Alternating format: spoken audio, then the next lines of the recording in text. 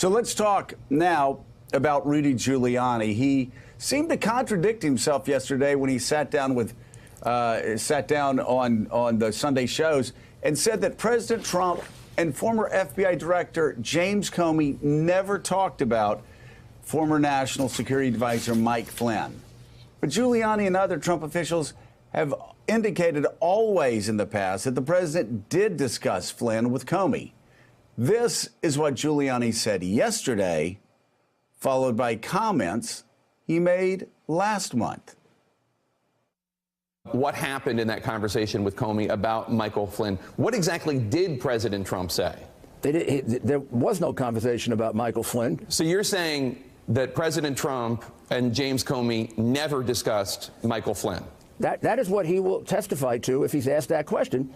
They already know that. So why are they asking us for him to repeat what they already know under oath? And you're also saying that a month ago you didn't tell ABC News that he said something along the lines of can you give him a break? No, I did not. I said that is what Comey says. The reality is Comey, in some ways, ends up being a good witness for us. How is he a good witness for the president if he's saying that the president was asking him, directing him, in his words, to let the Michael Flynn investigation go? He didn't direct him to do that. What he said to him was, can you give him a break? Comey says he... So, John Heilman, what are we to make of that? Is Rudy Giuliani making up as he goes along? Is he purposely lying? Does he have early onset of dementia? How does he go from yesterday saying he never asked that question to us, of course, having a tape where just clearly a couple of weeks ago he said that's precisely what the president said? Yeah, well, I mean, I don't want to rule out early onset, but the first option seems to me obviously the right one. I mean, Giuliani, as I said before, his credibility is basically zero on pretty much everything at this point because he's contradicted himself over and over and over again. But we are now veering into a new terrain in terms of the kind of deception that they're trying to perpetrate and that he's trying to perpetrate in this context. It is not just the case that this is not a question of Jim Comey's word versus Donald Trump's word, Jim Comey's word today versus Rudy Giuliani's version of Donald Trump's reality today. You have Jim Comey's contemporaneous notes from the time. You have contemporaneous notes of other people that Jim Comey reported the conversation to at the time. You have people, every account of this that's been given by everyone, including many people who are allies of the president, suggest that conversation did take place. There's lots of dispute around the details, around what did Trump intend, around what did he mean, around what did he know about the state of the Flynn investigation at that moment. Many of those things are in dispute. What has never been in dispute until this weekend was the notion that the question of Mike Flynn came up in the room with Jim Comey. And all that is now happening is Rudy Giuliani is pushing a sustained campaign of gaslighting the country and blatant fabrication with a political end to its logical, and obviously what I mean by logical, I mean insane extreme, to the point where he's getting tripped up on words of his own from just a fortnight ago. Yeah, and I mean, again, John Meacham, we can go through Jim Comey's contemporaneous notes and his friend's contemporaneous notes, or you can just take Rudy Giuliani's word for it, because Giuliani himself said the president was saying, give Flynn a break. I mean, you could say this is the death of truth. I think this is just the renaissance of just stupid, out and out stupid.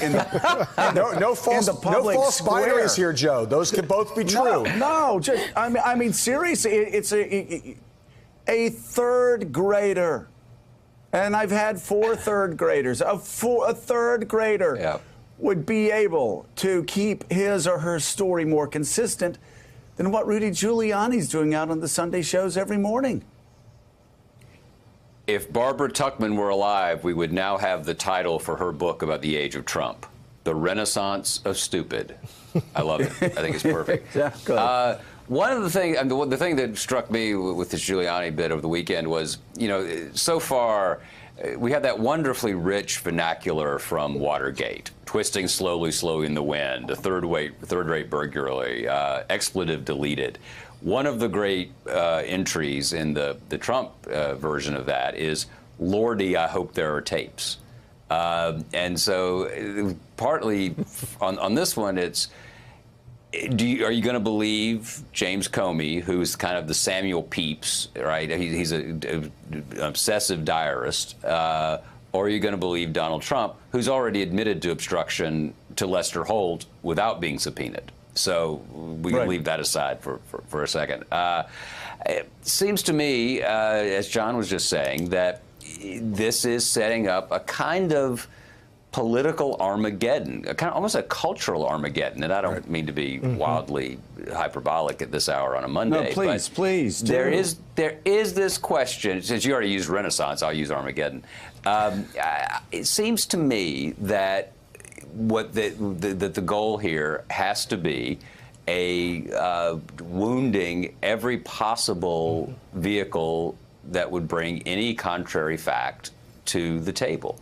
And so at this point, if you obfuscate, if you have 83% of Republicans thinking that the way Donald Trump handles race in America, even on a tonal basis, let's leave aside the substance side, if you have 83% of those Republicans thinking that, you're going to have an equal or higher number, it seems to me, willing to believe what Trump or his lawyers say about the FBI or the deep state or whatever. So we have this moment where we really are going to have to decide, are facts stubborn things, as John Adams said?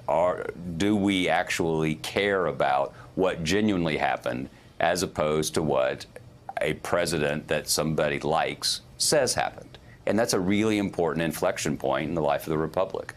Nixon, people were willing at the very end to turn on Nixon. Now, they had him on tape. They had him on tape so they could hear it. So maybe that's a difference. I don't know, but it's a fascinating moment. And why does this always happen in August?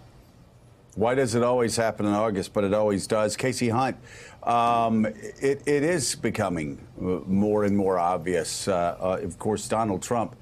Again, all you have to do is listen to what he said to Lester Holt and the Russian foreign minister and the Russian ambassador to the United States to figure out that he fired Comey to end the Russian investigation. Even White House press admitted as much. He wanted to end the Russian investigation.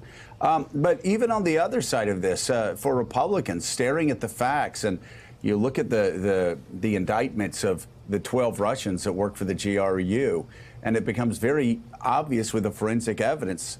It becomes very obvious that Vladimir Putin and Russia were trying to undermine U.S. democracy. And Tom Nichols, who's not only a professor but also writes for the Federalist, and he's a Twitter extraordinaire, a tweeter extraordinaire. Said this past weekend, and I think a lot of Republicans are starting to get there, saying, hey, listen, there is no question anymore that members of Trump's team were trying to coordinate with the Russian government to influence the outcome of the campaign. The only question is, what did the president know? How much did he know?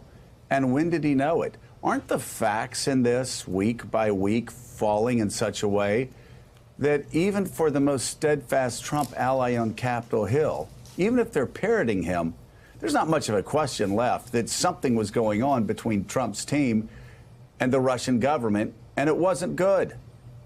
I'm not sure the most steadfast Trump allies on Capitol Hill are ever going to move, but I think that your larger point is correct, and the reality is that we are heading for a reckoning. And that is, right now, every Republican on Capitol Hill can answer the question by saying, let Mueller do his job. We want to see the results of this. But the way that the president's team is setting this up, they are, as you saw with Rudy Giuliani, trying to provide their own set of facts, their own narrative, their own way for Republicans to defend them. And every single person on Capitol Hill is at some point going to have to choose not only who do they believe, but who are they going to stand with.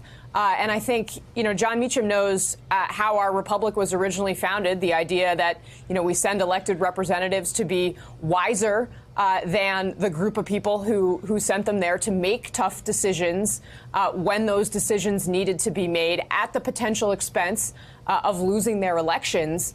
And that's going to be the stakes for everybody. It's interesting, Lindsey Graham, watching how Lindsey Graham's handling this in South Carolina.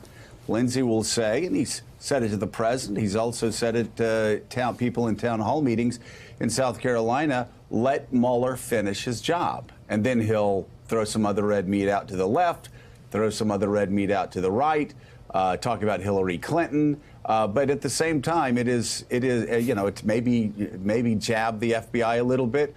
But at his core, Lindsey Graham is one of those representatives that, at least so far on Mueller, is doing the right thing, saying, let the investigation go where it needs to go. And he explains politically, if the Republicans were not to do that, we would have a real constitutional crisis. And John Heilman, I've given up. I guess I could say this about politicians on both sides of the aisle, but with my Republican brothers and sisters, I've given up thinking that they're going to stand up and show remarkable courage. Maybe even saying we have to keep Mueller is just a realization that there would be a meltdown, a political meltdown of epic proportions if they allowed Donald Trump to take the last step in obstructing justice and firing Bob Mueller. Well, I think that's right. There's no evidence of any kind of political courage on the part of Republicans that's been evident in the course of the last 18 months. I think the only thing at this point, Joe, that is going to matter, because it's the only thing that has mattered so far, has been what the electoral calculus is for Republicans on Capitol Hill. They at this moment, they have behaved for 18 months, despite everything the president's done. And I'm not just talking about like all the various things that we find kind of appalling about his behavior, but the ways in which he's departed from Republican orthodoxy and has departed from Republican policy, except on a couple of big things like tax cuts and the Supreme Court. They have stuck with him because they're afraid of his base, because they're afraid that the political damage inflicted on them if they deviate from him will be too high. So the only question now is what happens in November, and what does the calculus look like for the members of your former party after the midterm elections and the results are in? And if Democrats have taken back control of the House and maybe the Senate, that calculus will change. How much it will change, we don't know. But the math they're doing will be different when it looks like sticking with Donald Trump might be more costly than breaking with Donald Trump. They just will be a different math problem for them. But let's be clear, it's going to be a math problem and not a problem in which, not a calculation in which patriotism, values, ideological consistency, history, any of that matters. It's just going to be all about self-preservation. Our courage. You're exactly right, John. And we're going to continue talking about this over the next couple of hours. But thanks for checking out MSNBC on YouTube. And make sure you subscribe to stay up to date on the day's biggest stories. And you can click on any of the videos around us to watch more from Morning Joe and MSNBC. Thanks so much for watching.